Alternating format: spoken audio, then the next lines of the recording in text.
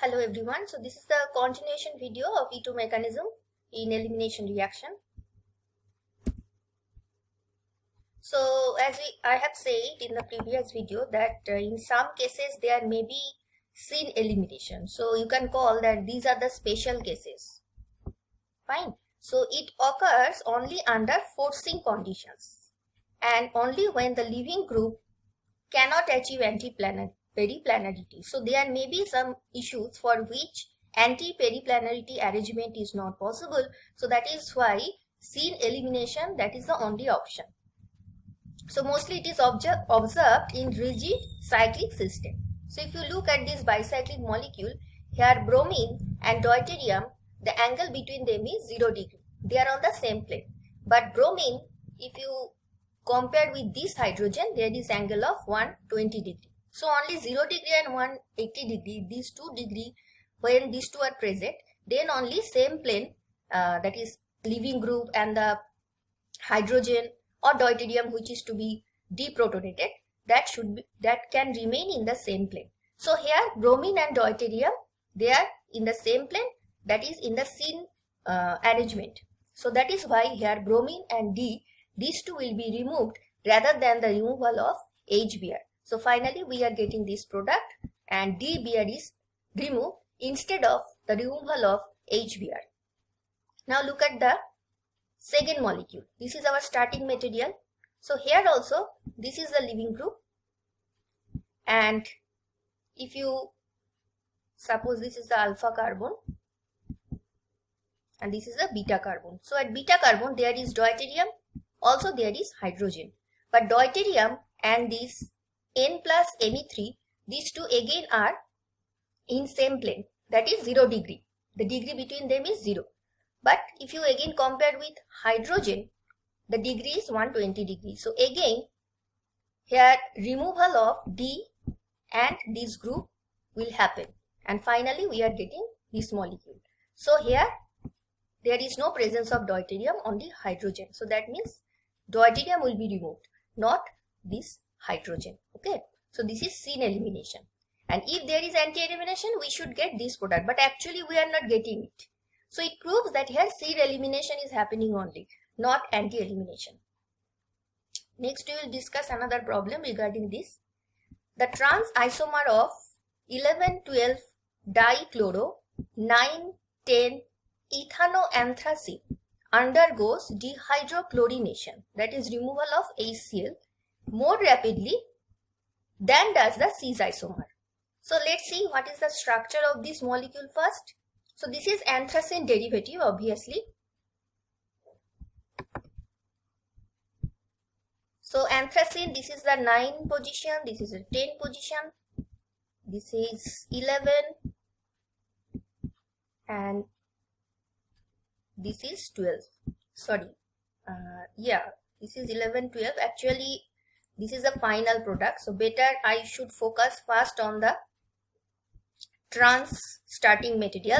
The left hand side molecule is trans starting material and the right hand side molecule is cis starting material. Fine. So this is 11, this is 12.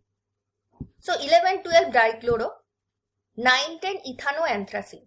So there is a CC bond which is directly attached to this 9 position and 10 position, and 11 and 12 at these 2 positions there are 2 chloro group. Now these 2 chloro group, they may be trans to each other or they may be cis to each other. So in the left hand side you can see the 2 chlorine atom, they are trans to each other. Now in this arrangement the hydrogen and chlorine which is to be removed, they are at 0 degree, that is syn arrangement. But if you look at the right hand side, that is the cis isomer, both the chlorine are on the same side. But if you are considering this is as alpha carbon and this is as beta carbon, so beta hydrogen, that is, but you can also consider this carbon as alpha because both are equivalent. Fine. So the chlorine and hydrogen, if this is alpha, this is beta. So this chlorine and this hydrogen, their angle is 120 degree. Fine. So our only condition is it has to be either 0 degree or 180 degree. 120 degree is not possible. Only at 0 degree and 180 degree elimination is possible. But 180 degree is obviously preferred compared to 0 degree. But if 180 degree arrangement is not possible for some reason, then there is only option which is 0 degree. So that is the reason form trans, the final product that we are getting, that is this molecule, that is fast, but from the cis starting material the process is very slow. So that is the reason it occurs more rapidly. I hope it is clear. Next we will see stereoselectivity in anti-periplanar configuration. So by stereoselectivity, I here mean to say E versus Z, which product will be prevalent. Now here the molecule is 2-bromopropane. So 2-bromopropane, I am focusing on the carbon 2 and carbon 3. Now if this carbon is alpha, carbon 1 is also beta, carbon 3 is also beta, right? But we are not focusing on beta, that is left hand side beta hydrogens. Why it is so? Because that will lead to another type of product which will be discussed in another video, that is the terminal alkene will be formed. But here our focus is only to the that alkene which is more substituted. Okay, that will be discussed in another video, that why the beta hydrogen at 1 carbon, why we are not considering that. Okay, for the time being just focus on the 2 and 3 carbon. So along the 2 and 3 carbon, if we draw the Newman projection, then it will be like this. Now see, in the Newman projection, this is our 2 carbon, that is the front carbon, and this is a 3 carbon, 2, 3. So with 2 carbon you can see there is attachment of hydrogen, bromine and methyl.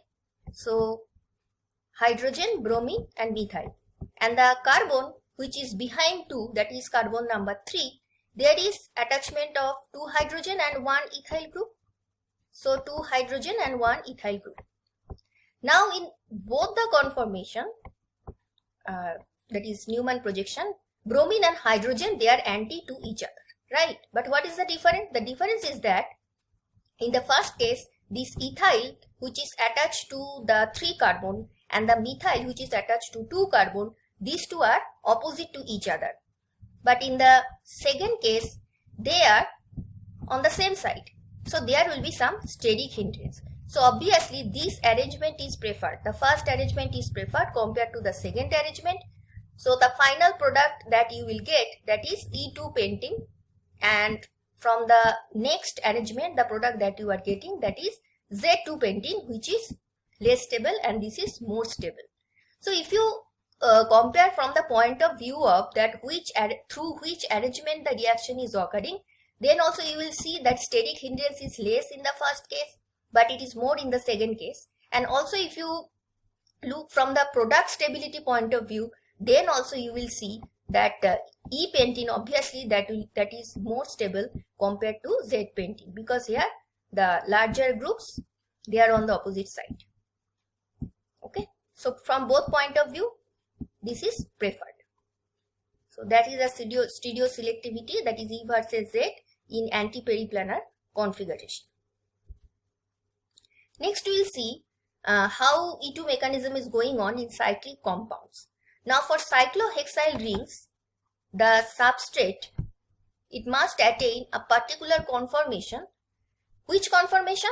That can satisfy the requirement of anti-coplanarity. So suppose the molecule that is that we are using for reaction, suppose the 2 atoms that is to be removed, that is I mean to say hydrogen and the leaving group, suppose they are not in anti-periplanar arrangement. So in that case what will happen? They will change their conformation to that conformation where anti-periplanar arrangement is possible.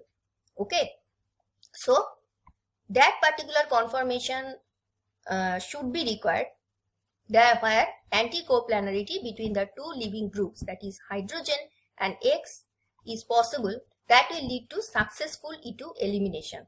So groups to be eliminated must be at axial positions. Fine. So let's take an example. So here our molecule is chlorocyclohexane, very simple molecule.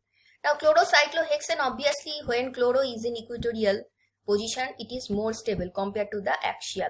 But when it is in equatorial, if you consider this is as alpha, this is beta carbon. So at beta carbon, you can see both the hydrogen, if you consider this hydrogen or this hydrogen, none of them are in anti-periplanar arrangement with the Cl. So when this chair conformation, it is converted to the another chair conformation by flipping it. Now the chlorine, that is the alpha carbon, and now this is the beta carbon. Now this chlorine and this hydrogen, they are axial to each other. So though this conformation is less stable, that is true. But why this more stable structure is converted to less stable? What is the driving force? The driving force is only in this less stable conformation, the E2 conditions are fulfilled. So that is the driving force, that first the equatorial chlorine is changing to axial chlorine, and then our E2 reaction is going on. So this is hydrogen and Cl, it will be removed, and finally we will get cyclohexane. Okay, if you are going through this, there is no reaction happening at all. Another example. The question is, why cis 4 tertiary butyl cyclohexyl bromide, that is this molecule, this is suppose 1, this is 4, so both are cis. So this molecule, that is the cis 4 tertiary butyl cyclohexyl bromide, it is undergoing E2 elimination at a rate about 500 times greater than its transversion. So this is the transversion, this is 1, this is 4. Now we know at 1 and 4 position, if the two groups are cis, the rule is one of them should be equatorial, another one of them should be axial. Now Br here is axial and tertiary butyl group equatorial. Tertiary butyl group being very bulky, it always remains in equatorial position, because that is the only possibility. And tertiary butyl group, it is locking the position of Br only axial. Okay, but in case of trans, the rule is at 1 and 4 position, the two substituents, both of them should be equatorial or both of them should be axial. Now tertiary butyl group, it always remains in equatorial position. So obviously bromine is also equatorial. Now if you consider this as alpha, this is beta, again the two hydrogens at beta, they are not in anti-periplanar arrangement with the bromine. That is possible only in case of the cis.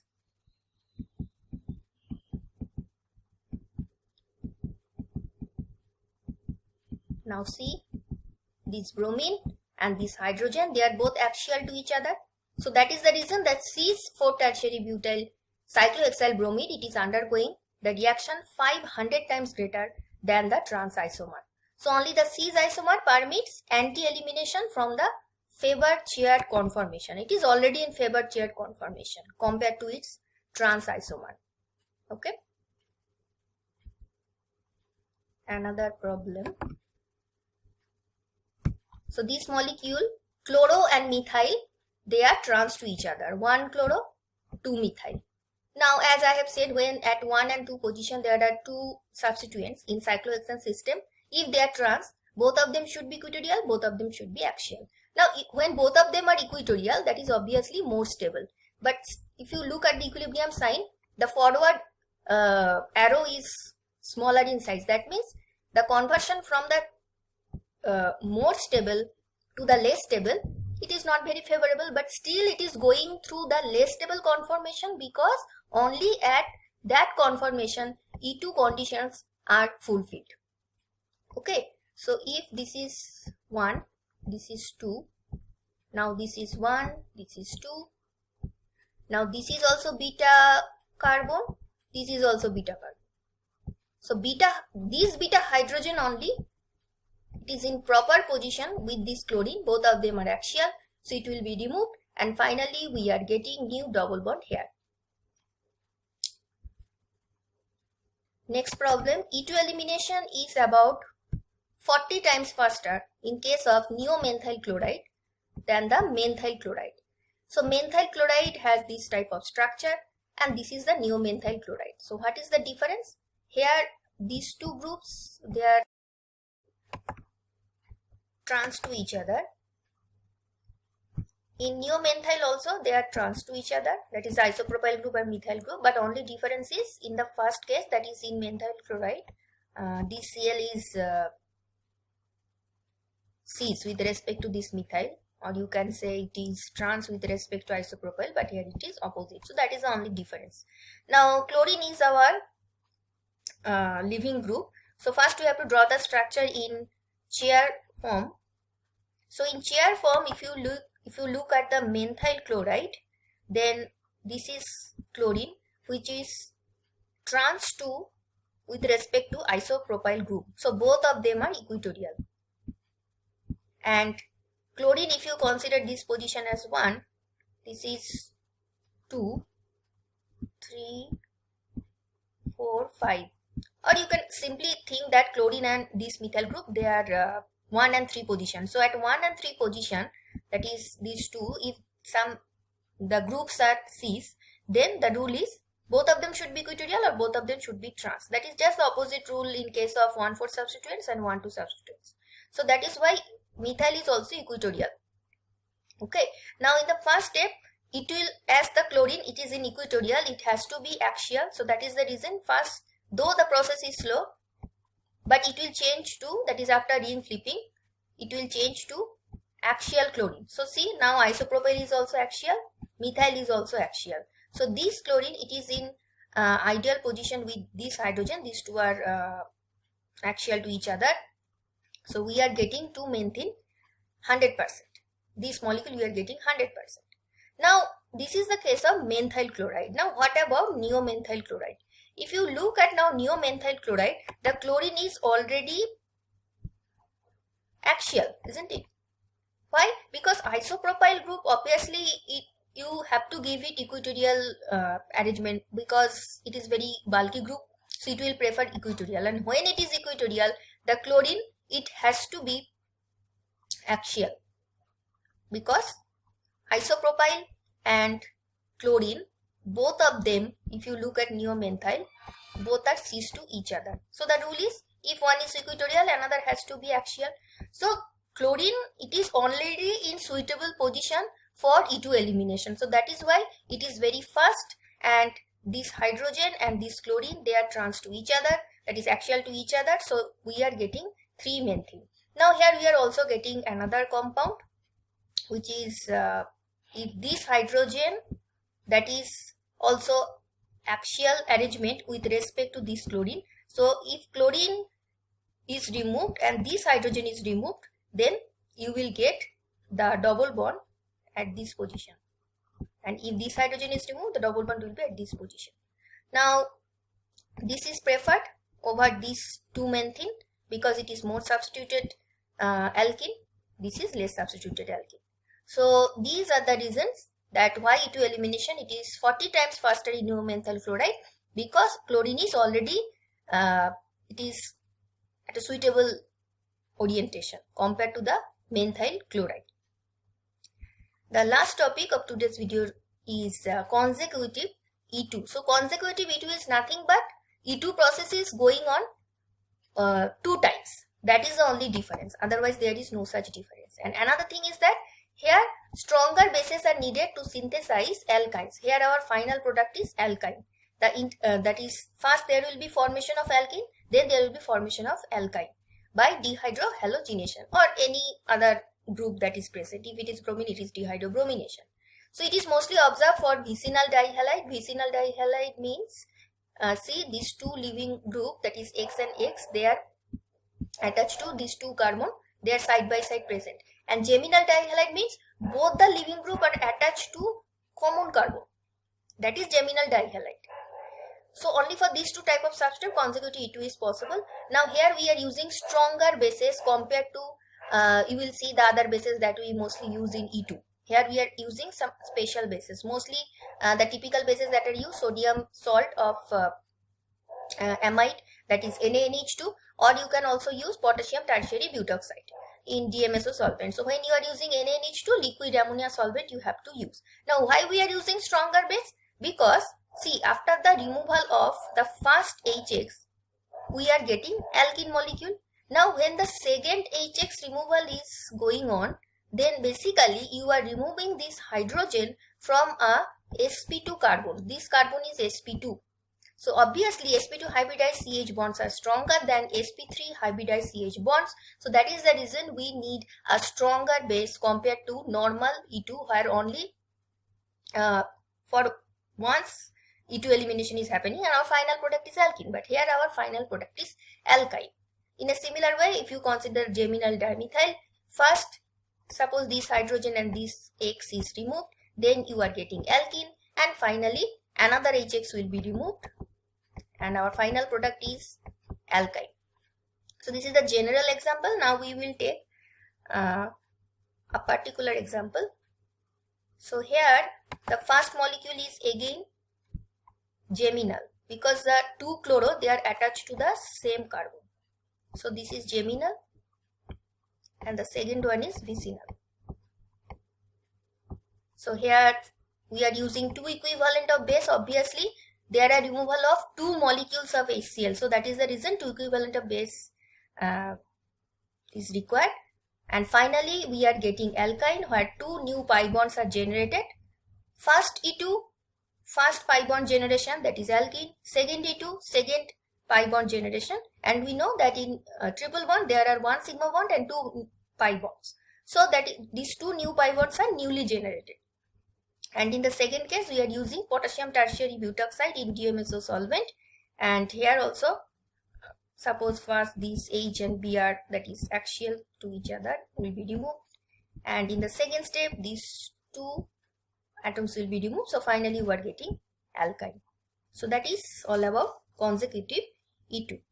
So I will come with some more videos regarding elimination reactions. Until then, goodbye. And if you find the video helpful, please like, share and subscribe. Thank you for your attention.